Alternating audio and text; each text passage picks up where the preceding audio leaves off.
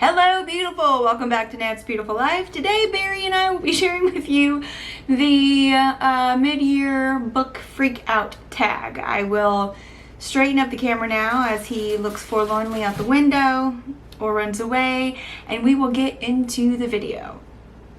Okay, so I'm going to be doing all the questions for the book Freakout tag. It is 14 questions. There are 14 questions. I don't know what's wrong with me today. Anyway, if you're new to this channel, hello, my name is Natasha. I do videos on mostly books, but also a little bit of beauty, a little bit of bullet journaling. But let's get into the books. For this year, 2020, I have found that people have either said, oh, I'm so behind on my reading because of stress, or they've like, I have blown my reading goal out the water because of quarantine. I am the latter, but yeah, it's just been an interesting year, and I have read, or I should say I've finished 55 books this year. So let's go through the best of the best, the worst of the worst, and I would love for you to share with me down below if you've also had some great standouts, and then if you've done this video, feel free to link it in the comments. So first question is the best book you've read so far in 2020. First book that I want to talk about is one that I have been raving about since January, and I actually have just loaned it out to someone, so I don't have the physical copy, but it is Sounds of Silence by Ruta Sepetys. This book takes place after the Spanish Civil War when oh, I don't want to butcher the name because I can't look at it, but he was still in power, and you have someone who's been affected by this, and then you have some Americans that come over, and then kind of their relationship, and there's just a lot of stuff going on in this book, and I really thoroughly enjoyed it. I highly recommend it, even if you're not into historical fiction, which I normally am not a big historical fiction person, but this year I've been just, I think that book kicked it off for me to just really love it. So definitely one of the #1 best books of the year for me was Fountains of Silence. The second one I would say was The 13th Tale by Diane Setterfield. This book was a surprise for me. So there's a girl who works with her father in their, what's the word I'm looking for? Their bookstore. They deal in antique books and rare manuscripts, things like that, and they also will find books for you if you want them, so they're just kind of in that book trade.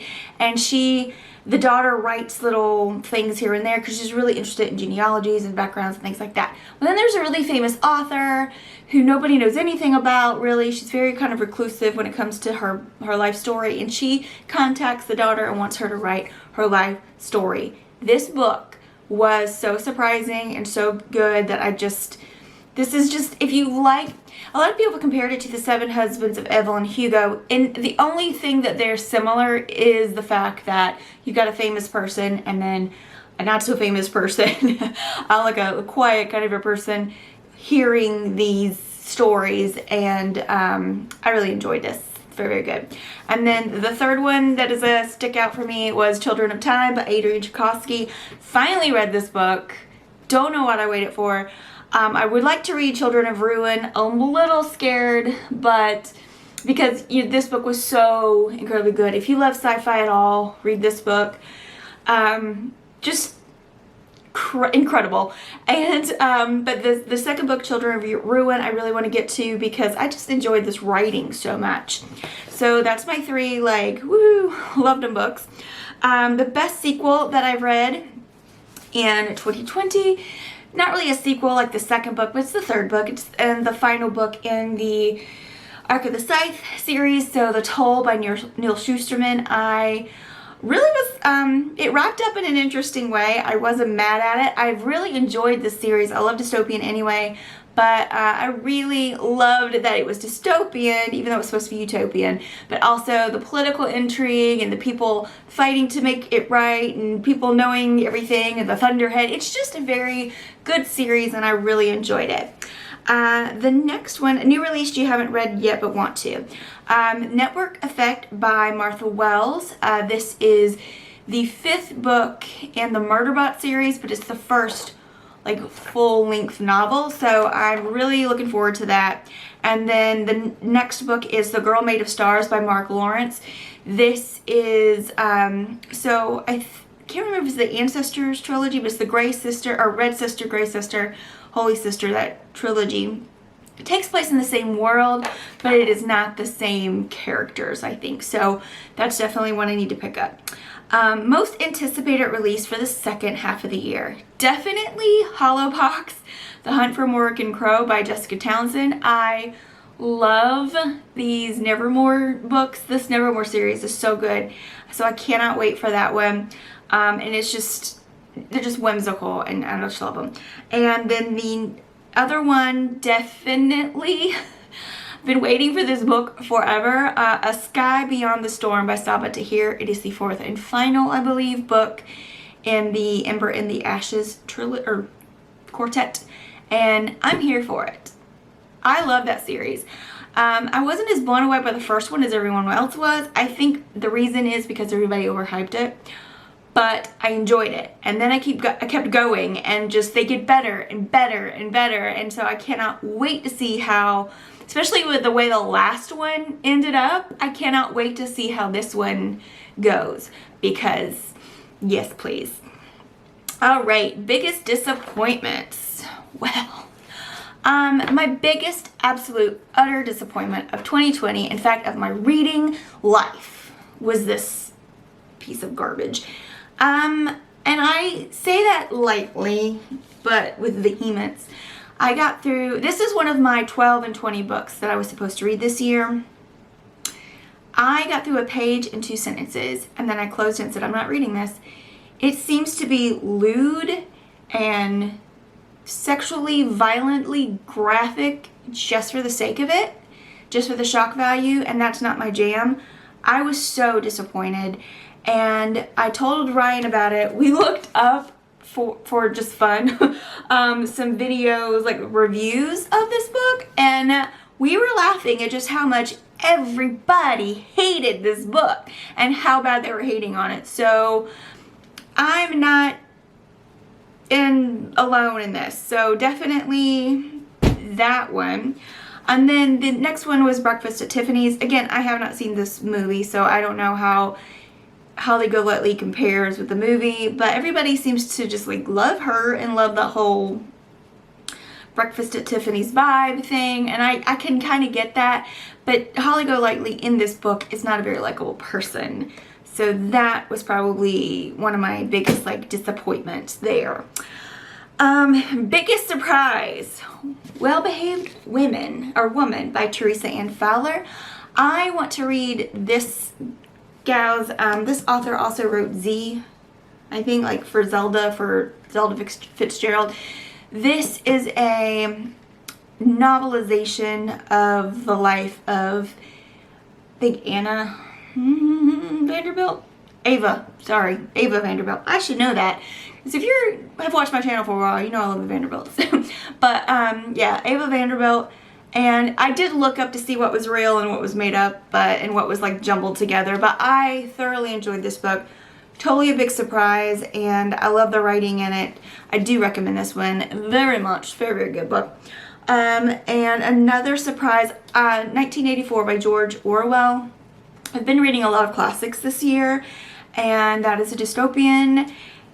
And it wasn't always an enjoyable read, and especially towards the end, you're like, this book needs to end. I can't take this anymore. But I was just so taken in by it that, and I feel like if George Orwell would have known about like smart TVs and the internet and all the things that we have now, I think that it would have been even more disturbing. But I was so taken in by this book, and I couldn't put it down. It was just really, really good book. So it kind of took me by surprise there.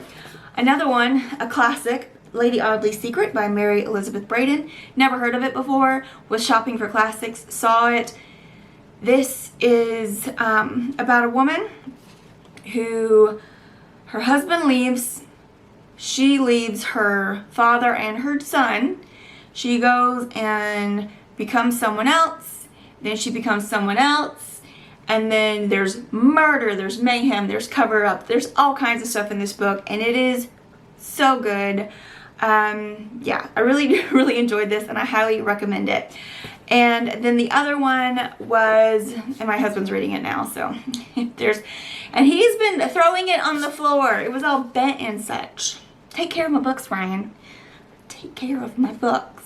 This is Margaret Atwood's The Handmaid's Tale. I think I read this in 2 days. It's a rather short book, but it's longer than you'd think, because it's like 300, almost 300 pages, but so good. Again, dystopian. I love it. I love this type of thing where you're learning about the world, and it was just so good.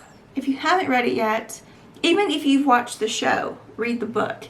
They go well together. I've only watched one episode of the show, but anyway, it was a big surprise for me. I loved it.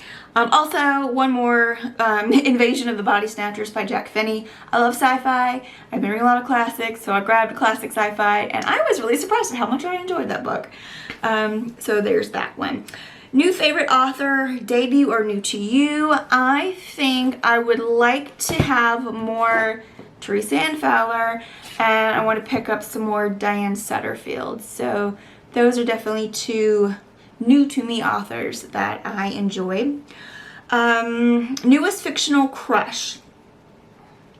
Don't know that I have a fictional crush at the moment, but I will change it to OTP. So my one true pairing is going to be Robert Adley and Clara. I'm not going to say her last name, but that's my OTP right there from Lady Audley's Secret. And your newest favorite character? Easy. From Pride and Prejudice, Lizzie Bennet. My favorite new character. I loved her. She's awesome. Spitfire. Didn't care. Awesome. Pride and Prejudice, I read for the first time. Can you believe it? I was a literature major. So the fact that a lot of these things like are the first time I'm reading them, because I think I read, like, I hadn't read The Great Gatsby until this year. Was it this year or last year? I think it was this year. Because we did, what was it, Babylon Revisited for our Fitzgerald when I was in school. So it was like we did these weird kind of things. Instead of like the really famous ones, we did the obscure ones. So Pride and Prejudice, first time I read it this year, really enjoyed it. Favorite review you've written? Oh yes, I am stacking my books on top of my stacks. I wrote a review for this piece of garbage. Now I will say this, and it's in my review, which I will link down below. It's Goodreads. Imperfect Women by Araminta Hill. Apparently she wrote Our Kind of Cruelty, and people liked it. This is a proof copy. So this one is not even like the arc. It is an arc, but it's like the arc before the arc. So this isn't like this. Oh my word. This book was so bad, and I love the review I wrote for it, because it's like, seriously, I was gonna be easy on it because I don't like ripping people's work apart. Especially this is, I believe, maybe her second novel. I don't know. I have not read anything else by her. But this, I got to like page 200 and something and read something that she wrote, which means she thought it and she wrote it down. And they put it in this and they distributed it, and all bets are off. Gloves came off. You can just read the review. This book is bad. I read it so you don't have to. And then, book that made you cry. I don't really cry a lot at books, but I think one of them that made me feel that I almost felt like I could just see myself crying over if I really dwelt on the circumstances of these people was The Handmaid's Tale by Margaret Atwood. But then also Black Beauty by Anna Sewell. My father was a horse trainer. We had a huge barn. Like, we had one time 36 horses. It was 38 horses, 36 stalls. We had more horses than we had stalls. And this is told from the horse's perspective, and it just gave me all the feels. And especially at this time, my father has passed away and my mother recently sold and moved everything, which is perfectly fine. That's what she needed to do, and I'm happy for her. But it was just, it was like a closing of a chapter, like, and then moving on. So reading this, and just the horse is learning about good men and bad men, and why some horses act the way they do and others don't. And it was just, it's so heartwarming, and I loved this book so much. It gave me so many feels, and definitely if something was going to make me cry, it would be that. Sorry, it's just the books are piling up on themselves. I'm not damaging them. Even though I may just throw that Black Leopard Red Wolf into the garbage. Alright, let's see, book that made you happy. Alright, so I've got a couple that made me happy.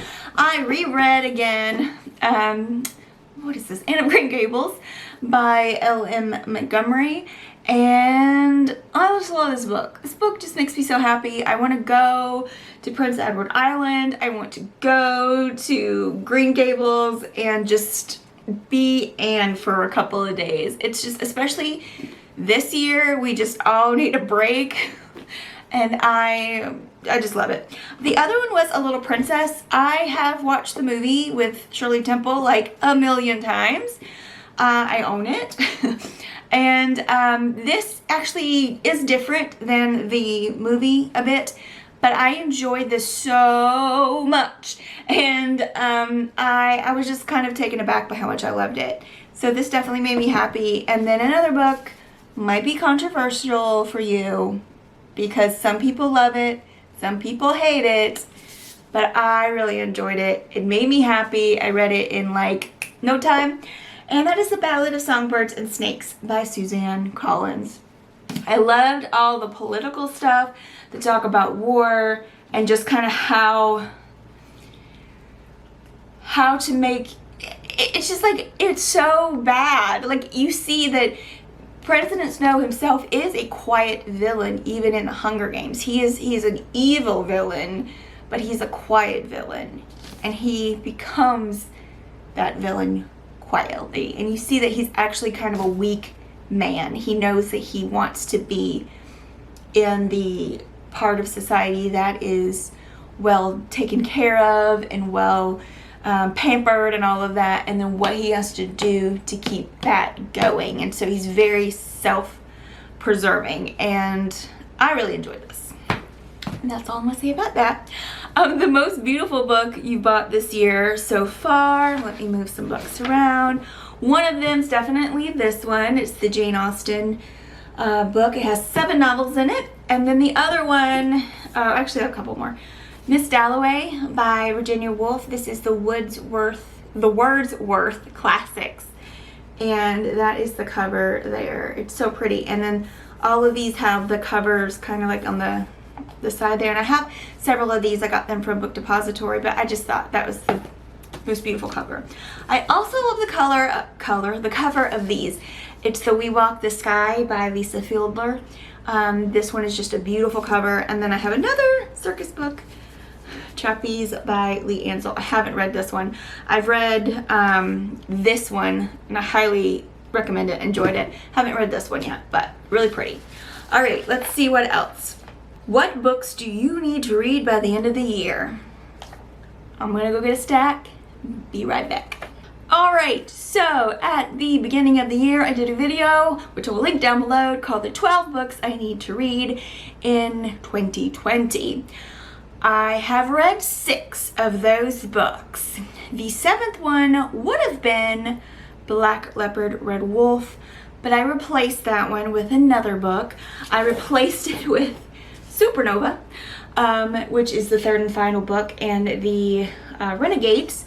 So that's the one I've replaced, and I hope to read this very soon. So that one. Then I have The Lives of Locke Lamora by Scott Lynch. Need to read this one. Robin Hobb's Assassin's Apprentice. Everybody that I was watching put this in their like books to read in 2020, and everyone has read it by now but me. Second book in the Mistborn trilogy. Don't know why I haven't started this yet. In fact, I've picked it up and read like a couple pages, and then I was like, okay, I'm gonna read this soon. I haven't done it yet. So Well of Ascension by Brandon Sanderson. And then from that list as well, Hollow Pox, The Hunt for Morgan Crow by Jessica Townsend. That's not out yet, so that's okay. Queen of the Tearling by Erica Johansson. And, oh, I added one. So I added an extra one, so there's 13. That is Testaments by Margaret Atwood, because I loved the Handmaid's Tale so much. I've already started this. In fact, I started last night. The library is back. We can't go browse, but we can like request. They'll give us like a time to come pick it up, and we just come and pick it up, and they're like in bags, so we take the bag. But anyway, picked this up yesterday and have read a little bit of it already, and I'm already hooked. So yeah. All right, so there's that. What I wanted to do really quickly, really quickly, is talk about my reading goals. So and how well I've done on them. So let me grab my notebook, and this will take like 30 seconds. All right, got the trusty Lordstrom 1917 here. So my goal this year was to read 40 books. I hit 40, I raised it, and I've hit that next goal already. Do 12 nonfiction. I have done 7. Well, I've done 6, completed the 7th one I haven't finished. So I need to do 5 more at least, 5 or 6 more.